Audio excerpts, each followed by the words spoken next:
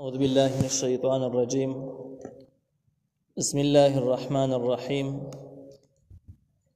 والذين يؤذون المؤمنين والمؤمنات بغير ما اكتسبوا فقد احتملوا بهتانا وإثما مبينا. سورة الأحزاب 58 نمبر آیات. په دې 58 نمبر آیات کې هغه خلکو د پاره ير او تخویف ذکر کیږي چې کوم خلکو نه مؤمنان تنګي، مسلمانان دي تنګي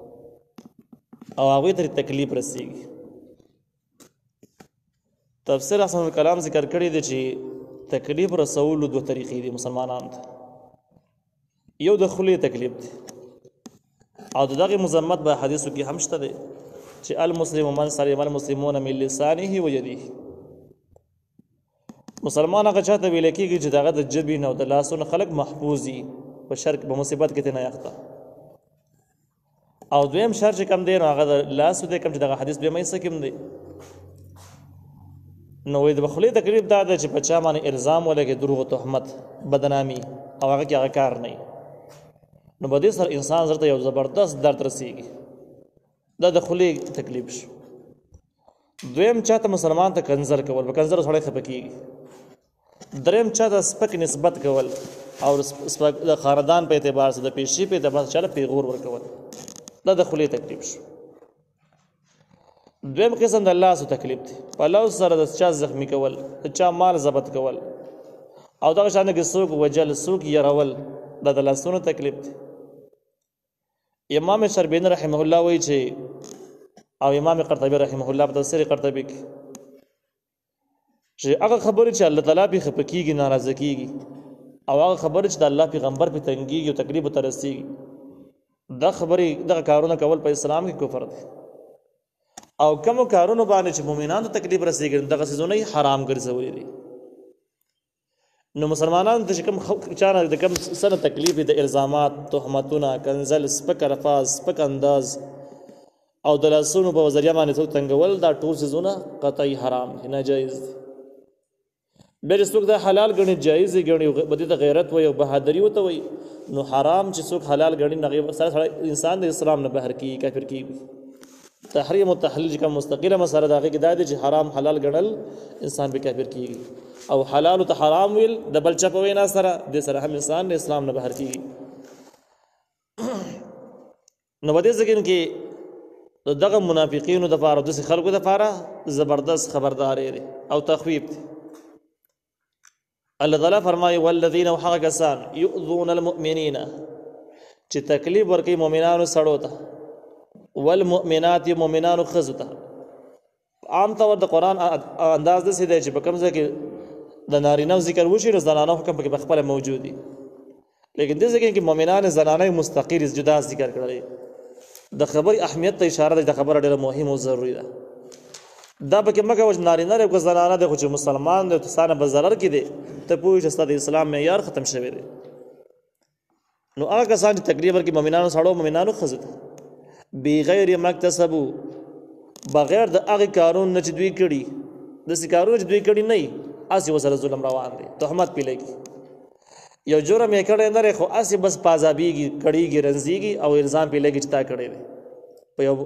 داسې جرم چې کړی نه دی په کړيږي او رنځيږي.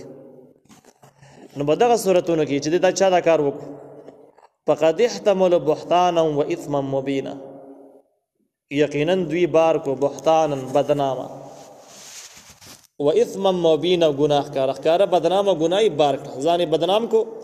او گناه د گناه ذمہواری قبول کړ.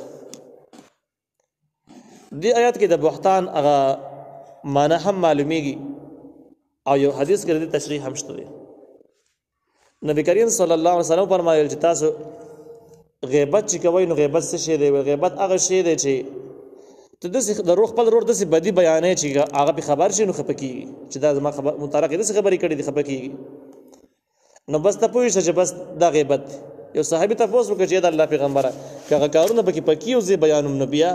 او دغه غیبت چې پکیو دی بیانې نو غیبت دی، او چې پکې نه بیانې نو دا خو بهتان دی، دا خو دا غینم بس غټه ګناه ده. نو که چا کې څه جرمي مخامخ ورسره خبره پکې پښه د ذکر نه پکار. یا ایها النبی، اے نبی علیہ السلام، قل لازواجک اوایا بیبیانو خپلو ته دا بل خطاب دی نبی علیہ السلام ته او مخاطب نبی علیہ السلام دی 11 نمبر خطاب دی نبی علیہ السلام ته او دغه خطاب په باره د مؤمنانو زنانو کې دی او دا حکم د پردې متعلق دی الله تعالی نبی علیہ السلام ته یا ایها النبی اے نبی علیہ السلام قل لازواجک اوایا بیبیانو خپلو ته وبناتک خپل لونو ته ونساء المؤمنین او زنانه او د نور مؤمنانو ته څومره زنانه نور مؤمنان څومره زنانه دي ټول ته وایي یدنین چې راښکته کې په خپلو ځانونو باندې علیهن په خپلو ځانونو باندې من جلابیبهن غټ صادرې خپلې جلابیب دا جمع د جلباب ده جلباب واحد راځي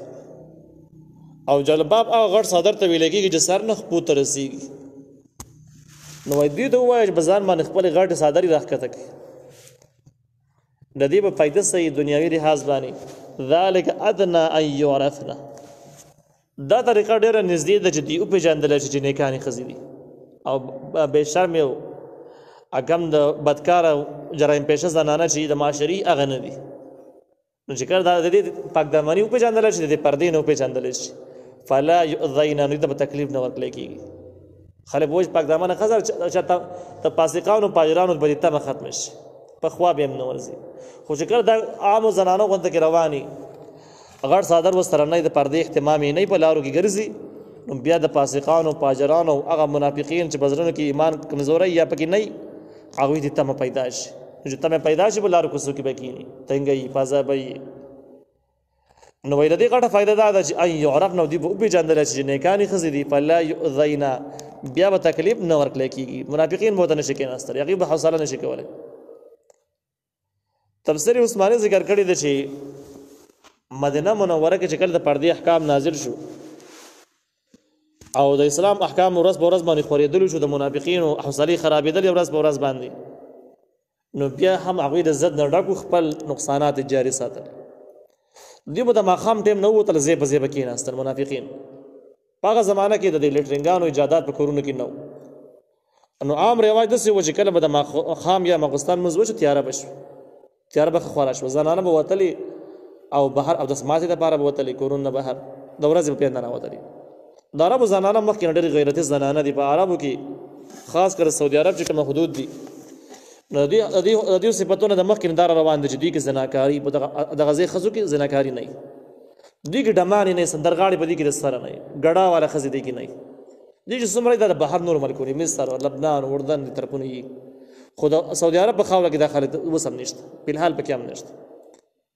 او په دې کې د زنا رواج د سره نشته په دې وجه کله نبی علیه السلام زنانو نه بیعت اخیستو د فتح مکې په ورځ باندې هغه بیعت کې یو خبره دا وه چې زنانه به زنا نه کوي نو هنده راپورته شوله کوم چې د ابوسفیان خور ده او نبی علیه السلام ته یې وویل چې دا خو عجیبه سوال دی یوه زنانه داسې د هغه باصله ښځه وینځه به نه وي کافره د مخکې نه د کفارو د طرفونو نه به راغلي نه وي د دې خاورې اوسېدونکې ښځه به یو زناکاره به دا خو کېدې د سره نه شي ویل دا خو بیخي زموږ دماغ نه رالي نو دغه وخت کې تازه ایمان راوړی دی بیعت کې مسلمانېږي خو هغې هم دا نه منله چې په دې خاوره کې به زناکار خلک نو دا خلک به د شپې راوتل او دس ماتې دپاره ډېر د حیا خلک غیرتي خلک نو منافقین به ځای په ځای باندې ناست چا به تیږې ورویشتلې زنانو طرف ته چا به شپېلې وواغه چا به څه کول چا به څوک باسې ناستو په لار کې خپل مرض نه به مجبوره بیا به مسلمانان دوی په ځای په ځای باندې به دوی ګرفتار کړه وبې نیول چې ګرفتار به یې کړه چې لکه ته ولې ناست او دا خو زنانو لاره ده یاره زنانو زګینې دی یاره زنانو ټیم دی ته څه ګورې ول یاره موږ ته پته نه وجه ستاسو مسلمانانو زنانه دي موږ خیال دا وکړو دغه وینځي دي لارو کوڅو کې چې ګرځي او هغه خدمتونه کوي پرده مرده نه پېژني او د خپل کفارو د رواج نه دغه یې دا متاثره او ګډې وډې ګرځي نو بس موږ ویل که دا غیر زموږ سانډیوالیانې تعلقاتو نو موږ ځکه ناستو موږ ونه پېژندلې هغې نه وروسته دا آیات نازل شو چې زنانه کم مسلمانانو زنانه چې د هغې د غاړې صادر په ځانونو راښکته کړي چې د منافقینو دغه بانه هم ختمه شي چې موږ ونه پېژندلې چې بیا هم کېناستلې مسلمانانو ته کېناستلې بیا ورله سنګینه سزا ور ورکړي بیا مجرمان دي او چې دغه وزاري ختم شي دغه شان د کې پاکدامنو ښځو باندې چې کوم پرده کې ګرځي په حیا کې ګرځي خبرې دا پردي او دغه شان لباس د پردي تګ راتګ یې د پردې په دغه زنانو باندې منافقین او جرایم پیشه خلک جرأت نشي کولی، زړه پرې نشي کولی. نو فلا یؤذینا تکلیف به نه ورکړی کېږي. دا د پردې دنیاوي پیدا شو او په شریعت باندې عمل کول د هغې ثواب او د هغې فضایل په خپل ځای باندې واضح دي. وکان الله دی الله تعالی غفور رحیم بخونکی او رحم کوونکی. دې مضمون ته اشاره ده چې که چا نه مخکې کوتاهي شوي یا پردې منځ کې څه مجبورۍ په بنیاد کې کوتاهي وشي، الله یې بخي، خو بې پردګي به خپل عادت نه جوړوي. کله کله مجبورۍ صورت کې بې پردګي وشي نو مایوسه کېږي دی، نو الله تعالی بخونکی مهربانه دی، معاف کوي. خو جرمونه دغه شان د کې ګناهونه او دغه شان بې پردګي به خپل عادت نه جوړوي. د پردې کولو امام قرطبي رحمه الله، امام شربینی رحمه الله، کوم چې مشهور خطیب باندې مشهور دی او مفسر دی، امام خطیب شربینی، دوی د پردې طریقه بیان کړې ده چې دا غټ صدر راښکته کول په ځانونو باندې د دې طریقو پوره حقیقت څه دی. نو دوی وایي دا به داسې صادري چې د سر نه واله خپو پورې به رسي، په دې کې به لاس هم نه ښکاري، خپې به هم نه ښکاري، دومره به غټ صادري پرې انداز باندې به او دې سره به د دې مخ په هم پټي. بې د هغې نه وروسته به د لارې لیدلو دپاره په ځینو روایاتو کې د یوې سترګې ښکاره کول راغلي دي، په ځینو روایاتو کې د دوو سترګو هم شته، دواړه سترګې ښکاري. دا په هغه صورتونو کې دا صادري او بله طریقه پکې نه کېږي، نو خامخا به مجبوران یوه سترګې یا دوه سترګې راښکاره کوي، په هغې باندې به لاړ سي کوي. خو غوڼ وجود به په دې باندې صادر باندې به پټ کړی. او دا به صادر چې دا د جامو نه علاوه شی د جامې بنئ، لباس بنئ. پر جامو کې چې کومه ګلکاري د دې پټول شریعت کې د لازمي شی دی. مخکې دا سبقونه سورة النساء کې تېر شوي دي چې په زنانو باندې لازمه دار چې خپل زینت پټ ساتي، او زینت هم دغه ګلدارې جامې دي، کومې ډولې جامې چې اغوستې ګلدارې دغه زینت دی، دغه پټ ساتي. نو چې دغه پټۍ دې د پاسه بل غټ صادر پکار دی، او دغه بل صادر به ګلدار نه وي، دا به ساده صادري چې هغه باندې ګلونه کړي هغه هم ډولی کړی، نو بیا هغه حکم نه برابرېږي. دا بل صادر به بیخي ساده وي، لکه د برقې انداز والا یا د پړو نه د صحیح شرعي پردې دي، د صحیح دي. نو وایي د سر نه واله خپل پورې به دا پټی، مخ به هم پټي، خپې به هم پټي. بیا مفسرینو لیکلي ده چې دغه ضرورت پړونې سره هم پوره کېږي، دا برقې سره هم پوره کېږي چې کله برقه واچوي. او دا وایي هغه غټ کمیسونه چې کوم غټ غټي عرب خلک استعمالوي، په شرط د دې چې مخې پکې پټ کړی داسې نظام پکې موجود وي. هلته کې هغوی سکاپ استعمالوي او د هغې نه بعد یو غټ کمیس د خپو پورې، د پړکو پورې، نو او هغه کولاوي تنګ هم نه وي. نو وایي دغه څیز استعمال کړي، نو دا هم شرعي جواز لري، دا هم غټه پرده را دنډه جامې پټې کړي دي. او د هغې نه علاوه چې کوم دی نو خو چې تنګ نه که تنګوالی پکې پکې نو دا غیر شرعي دی. په احادیثو کې د هغې مذمت شته دی. هغه زنانو باندې الله تعالی لعنت ویلی دی، او نبي علیه السلام فرمایي د جهنمي زنانه دي چې کوم جامې به یې اغوستي خو هغه به د په شان د لغړي، یعنې جامې به یا بیخي نری یا به تنګي. نو بس جامې اغوستل دومره فایده چې کوم فایده د جامو دغه به حاصل نه وي. نبی علیہ السلام وی لا يدخلن الجنة ولا يجدن ريحها، د زنانه به جنت داخل هم نشي، د هغې بوی به هم ونه ویني. نو دغه ضرورت په دریو خبرو سره پوره شو. غټ کمیس لکه څنګه چې عرب استعمالي صحیح دی، او دغه شان غټ پړونه دا صحیح دی، برقه دا بیخي صحیح ده.